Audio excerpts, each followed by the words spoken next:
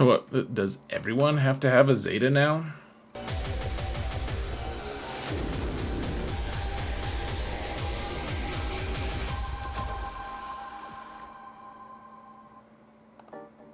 Hello everyone, and welcome to another episode of Zetas Prevails. Let's talk about the Zeta ranking here today, I suppose. This is a companion video that goes with my Bounty Hunters ranked video. You can find that linked in the video description if you would like. I'm releasing them at the same time. And Bounty Hunters, one of my favorite factions. They have 27 Zetas. So let's say thanks to everyone in my Patreon. You guys are amazing. Thank you so much for all of your support. Truly appreciate every single one of you. And guys, just a reminder, if you want to support this channel for free, all you gotta do is hit that thumbs up button, subscribe, comment, mount the algorithm. It's a good time. Now, I do have an infographic here, folks. If you want to go and grab it for free, find the Discord server in the video description as well. It's the same with my Sith one that I just released as well. I'm doing a faction per month, so vote in the comments what faction you'd like to see next. I'm doing Bounty Hunters this month because everyone picked Scoundrels last time, and it's too much to do in one go. So we're not going to rank them the way I did with the characters last time, where I ranked them from 17 to number 1. We're just going to go from the best to the worst. I'll explain as we go along. Let's get going, shall we? Whoa, we're madness. We're madness. We're in the game. These numbers don't need to exist here. Alright, so for Zetas, guys, we have Jabba. He's number 1 through 6. I have the list on my on the infographic. You guys can see I ranked them. I'm not going to spend a lot of time talking about them. He needs all 6. They're all very, very important, including like his basic helps him get ultimate meter, and his leadership helps everyone. Obviously, like he needs all of them, guys, all of them. Some Galactic Legends have a few that are like, well, maybe you can go without for a little bit, but you're gonna use him so much. I don't see why you wouldn't just throw all 6 of them on him, and none of them are even debatably bad. You're not like, oh man, I wish they were a little better. Okay, so we have Boosh here with one of, okay, so 1 through 6 is Jabba. It's a Galactic Legend that needs to be the priority, right? And now we're gonna get into some somewhat nebulous ground here. Like, what does Boosh do exactly? Like, we're gonna talk about, like, why is this the best Zeta out there? Let's check it out. So it's on her unique, folks, and I forget which one it is. Maybe it's this one. Yeah, okay, so Deadly Bluff. The big thing about this one, guys, is so she assists whenever another Hut Cartel ally uses an ability when someone has Deadly Bluff, and then the other part is enemies with Deadly Bluff can't attack out of turn as long as everyone on your team is Hut Cartel, and it's just so brutal. That's one of the things that makes Jabba teams so strong. You don't necessarily have to have a Jabba team to make it work. Of course, you can have an all Hut Cartel team, and it's actually not bad. It's just you want them with Jabba anyways. And yeah, this is one of the most ball-busting Zetas in the game, guys. This is ludicrous speed. It's just so strong, impactful on so many different levels. The next one is going to be Grief Kargas. So he has 2 of them, and they're both linked on specials. People tell me that you don't need his specials, and I say they're crazy. Like, the reason he is so strong, guys, is number 1, he dispels. His dispel all debuff on bounty hunter allies, and they all gain tenacity up. I mean, this is so strong, guys. Bounty hunters really struggle if they get debuffed, and he's the one guy who, like, he also resets his cooldowns based on how many debuffs he gets, and it makes him really strong against Lord Vader. It makes him really strong against a lot of different Sith teams and Empire teams, and this is just so impactful, being able to dispel all the debuffs. Bounty Hunters never had that before, guys. His other one, less useful, obviously, but still very impactful. Bosk, his lead, I believe the one that we're looking for here. and that is, yeah, whenever an enemy suffers a debuff or resists something, so that's even like a status effect, like trying to reduce turn meter, for instance. They resist, and you get all bounty hunters allies recover 5% health and protection. It's just so silly. Sometimes you see like some of those missions where your opponent keeps getting a bunch of debuffs, like Sith Empire, for instance, with Jedi or Darth Revan handing out all the 5 stacks of Fury or whatever it's called, whatever the debuffs he hands out in stacks to people are. Like, bounty hunters are healing themselves. Every time someone takes a turn, they heal themselves 25% health and protection. Every single time. It's good fun, folks. It's a really good time. And it makes a lot of things with him possible, especially early game, but late game, still very strong. Django, so he's got a lead that's okay, but the big thing for him is his unique. I think it's this one. Yeah, so enemies defeated on this turn cannot be revived, especially early game. This is so clutch, but even I'll still use it. I used it the other day against Tuskens because I needed to get rid of the Tusken Raider Omicron in 3s, where he just keeps taunting, and you can't, he keeps reviving. Unless you Django him, then he dies. Zam, now hers is weird because, okay, I'll level with you guys, it's not that good. It's not that good on its own, but you have to apply it before you get to the Omicron. Alright, that's basically it. That's the value of it, is essentially that it becomes an Omicron eventually. It grows up one day to hatch other baby Omicrons, and I don't know what that even means, but she's good for Omicron. If the Omicron didn't exist, she'd be one of the most forgettable bounty hunters out there, for sure. Alright, let's get to the next group, guys. So, Embo. I know that we ranked him pretty low on the character list, but his unique is just pretty good. No, we're not gonna look at his Omicron. It's real simple too. Embo can't be critically hit, and that the thing I like about Zetas is they apply to everything, to all the characters, and not to all the characters, but to all the game modes. He can use his Zeta in every game mode. His Omicron can only be used in territory wars. So, good Zeta. Alright, chrysanth, which one is his? I think it's the dismember ability, if I remember correctly. Let me verify.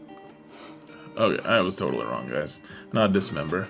Glad I verified. It is his champion of the fighting pits, and this is the prelude to getting his Omicron, of course. Maybe it's not, of course. Yeah, so it's the dismember one, guys. The dismember no longer starts on cooldown. Its cooldown is reset. So part of the reason why it's good is, I mean, it's not necessarily great, except for the fact that he is able to just, get to his Omicron. His Omicron is strong, in my opinion, and this is probably his strongest ability anyways, out of all of them, because of Dismember just messes with people in a big way. Whenever he dismembers Cat, it's very challenging to recover from it, guys. So, really strong ability anyways, but the fact that it doesn't start on cooldown is pretty strong, and then, of course, it gives you access to the Omicron if you like it. Now, Mandalorian, I don't love his lead. You can see I don't even have his lead applied, and this account has a ton of Zetas. We'll eventually apply it, but the one that I really like here, guys, is whenever he scores a crit, he gains 30% turn meter anyways. This one gives the rest of his team 15% bounty or turn meter, which helps them keep up with him. It's so simple, but it's really good. They gain half the bonus turn meter. Really good stuff, guys. Alright, so Grief. This is his second one, guys, and... Oh, hold on a sec. Maybe not. Okay, I was right. I've shifted all these so much, guys. Debated a lot of them. Alright, so this is the one that people say is worthless. I very much disagree here, folks, because his team does a lot of damage, and this is just plus 20 damage on his mass assist. The thing is, it's plus 20 damage from everyone who's assisting, which can add up to be quite a bit once you look at all this stuff. So let's see, if the enemy is defeated by this ability, they gain all these cool buffs. But then other than that, guys, so it dispels all the buff. Like, it's so impactful, and he gets to use it. It says cooldown 6, but you get to use it more than that if you're facing a lot of the opponents that he likes to face. And one way or another, guys, the 20% more damage from each character that's shooting adds up to be quite a bit. And in my opinion, it is a totally underrated ability because of who's with it. If it's with a bunch of if it was like a squad full of Barris trying to wet noodle her way to victory, that's not gonna work. But they're bounty hunters, and they hit hard, and they keep going. So yeah, very strong ability in my opinion. Now, Aura here, she has a lead and she has a unique. Her unique is hilarious. I believe that it's her lead that we're gonna look at, and that's okay. So whenever a bounty hunter ally defeats an enemy, which happens when you use Mando a lot, he disintegrates people, but you've already taken a lot of turns. Everyone under her lead starts with stealth, and with Mando, if he's able to disintegrate someone before your opponents can take a turn, she re-stealths everyone except for the tank. So your Bosk, even if he's not taunting currently, he's pseudo-taunting for when your opponents start getting turns and they start trying to delete people. They can only hit Bosk, so it's a pseudo-taunt after a successful kill, which is a pretty strong mechanic in my opinion. Now, next we have Bosk. This is his second ability. It's his unique, and this one is his ability to hold on to his taunt. So his lead is really good. His ability to hold on to his taunt, it's a little nebulous. If the weakest enemy has protection, that's not always possible. If they have a lot of really weak characters, then it doesn't really work out that well. And depending on what faction you're facing, sometimes they just don't have protection. So yeah, he does pretty good. This is a mechanic to let him keep his taunt. If he taunts initially because he's fast, then if they're like, oh, we'll just dispel that, he's like, Jedi tricks, mind tricks don't work on me. And they're like, are you sure? And he's like, not really, not so much. All right, so I believe this is Scion of Django. It's his lead, and hold on, let me make sure about that. Once again, foiled once again.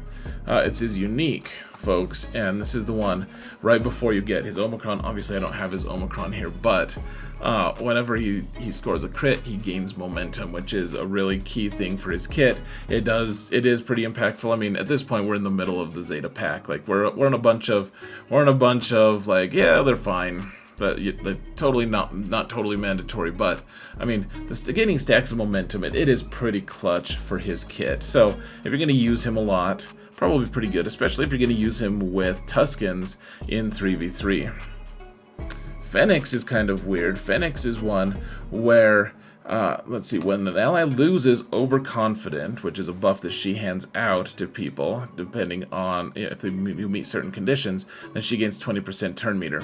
The reason this is strong is because at one point she hands out Overconfident to everyone on our team, and then once you get rid of it, which is because it's a debuff on everyone gets buffed by this Overconfident, but when it goes away, she gains more turn meter, which in turn lets her help, like it helps her be able to ramp damage depending on who the lead is, or it just helps her to take more turns, which is almost always something you want from Fennec. Django, are we already on? Hold on.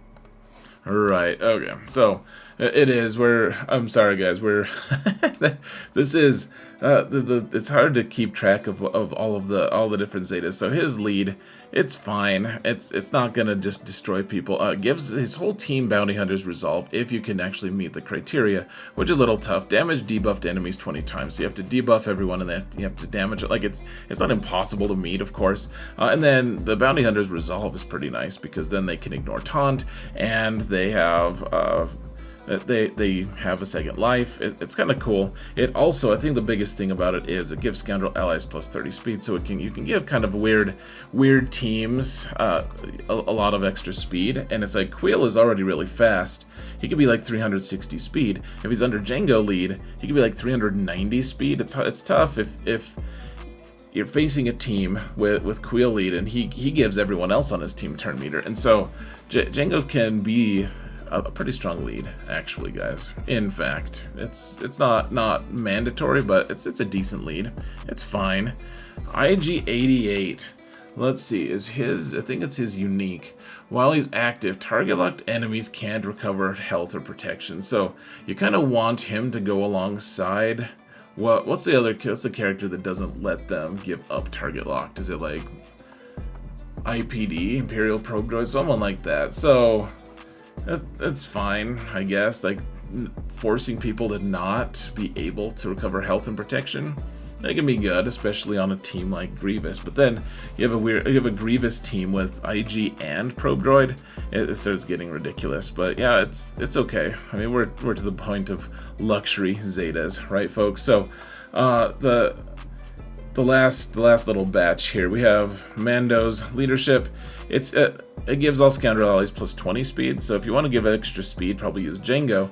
And then it can be a little tricky to pull off. It's the reason he's a little bit higher than the rest is you use him a lot more. I probably used this lead like one time in my whole life, so nothing that fancy. Greedos is good. He's never on a team that's good. Like the Zeta itself is great if it was on anyone else, and that one is so it auto stuns someone for one turn, and it reduces their turn meter, and yeah, it's just a whole mess, guys. It's really strong. Yeah, so you stun them for one turn, which can't be resisted, and then it dispels all buffs on the enemy. Can't be evaded. It just sure, it's fine. It's cool. It's just on a bad character. That's all, guys. Django or Boba's. I use him so much that I use it sometimes, but it's just not as good as Django's thing. Like, so you have to apply a Zeta and you get recover 100% protection on a finishing blow. That's fine. You don't need it though. You really don't, especially on a lot of teams. He has good banner recovery anyways. But yeah, this is fine. He doesn't need it. Pretty luxury. It does power up his ship a little bit. Now let's see. Dengar's is the one with yeah, so it just makes him tankier. I don't know. He's not that good of a character though. Like he's a tanky character. It makes him tankier, but he's not tanky enough. So if you can't make him tanky enough, then why? I don't know why you're doing it. Okay, so Embo, I haven't applied this one obviously. So this one is when a bounty hunter ally scores a critical hit during their turn, they gain offense up for one turn, and yeah, so bounty hunters can hit pretty hard or whatever. That's fine. Are you really gonna? He gives bounty hunters 50% counter chance and health steal, like that. That all seems fine. It's just kind of counter to what bounty hunters are really trying to do, anyways. To be honest, that you don't really care about them countering that much. I mean, it can be nice with Mando and stuff, but then I'd rather control things more. 50% is just not reliable enough to really count on. If it was 100% counter chance, maybe you could start building some weird teams with it, but in my opinion, just not really that worthwhile. And then offense up for one turn. Okay. Thank you. Let's see. And then finally, guys, the worst one.